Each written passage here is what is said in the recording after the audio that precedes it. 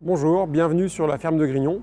Aujourd'hui, nous allons parler de distribution de la ration et vous donner quelques petites astuces pour gagner un petit peu de temps et ou aussi améliorer la productivité via un mélange de rations plus homogène. Nous allons commencer tout d'abord par la construction de pré-mélanges de produits secs qui permettent de gagner un petit peu de temps tous les matins au dessilage. Donc chez nous, ce pré-mélange est réalisé pour quelques jours, voire pour une semaine, selon le nombre de vaches par lot et la quantité de produits secs à mélanger. Donc ici, ce mélange est constitué de foin de luzerne pour la partie fibreuse. Ensuite, c'est que des concentrés ou des minéraux. Donc concentré énergétique du maïs grain sec, concentré azoté, donc c'est un mélange de 3 tourteaux de colza gras, tourteau de colza 35 classique ou tourteau de colza tanné. Et ensuite tous les minéraux, sel, bicarbonate et craie.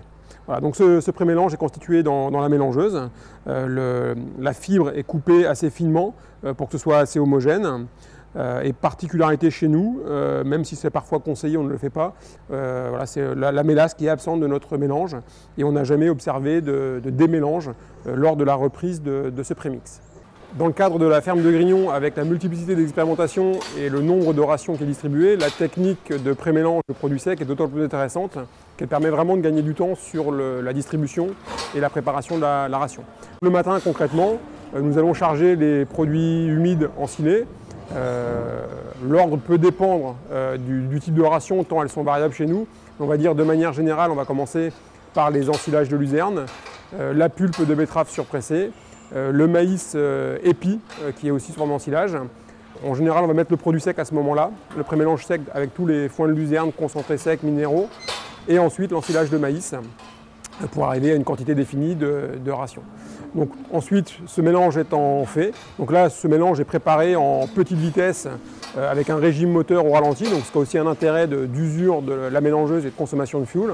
Et ensuite, une distribution dans le bâtiment de la ration qui est faite en quelques minutes seulement.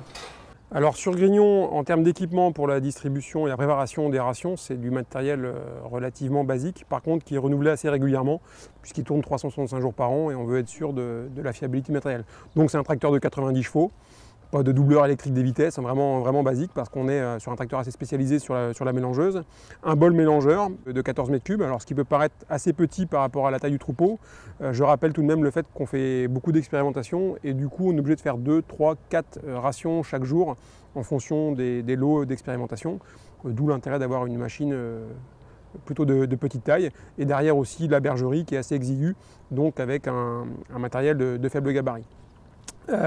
Concernant ensuite la préparation de prémix, donc voilà, nous on n'a pas de système informatique d'enregistrement, encore une fois aussi par rapport aux besoins expérimentaux un peu particuliers qui fait qu'on est obligé de changer très régulièrement les rations. Donc on est encore sous forme papier pour l'instant, assez prochainement sur tablette, où là on va avoir le mélange, le pré-mélange plutôt de tous les produits secs. Alors la liste est assez longue, hein, vous voyez, il y a une dizaine de matières premières différentes.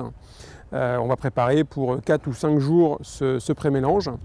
Et ici, on fait ça avec un fichier Excel tout bête, hein, les quantités par jour, par vache laitière. Voilà.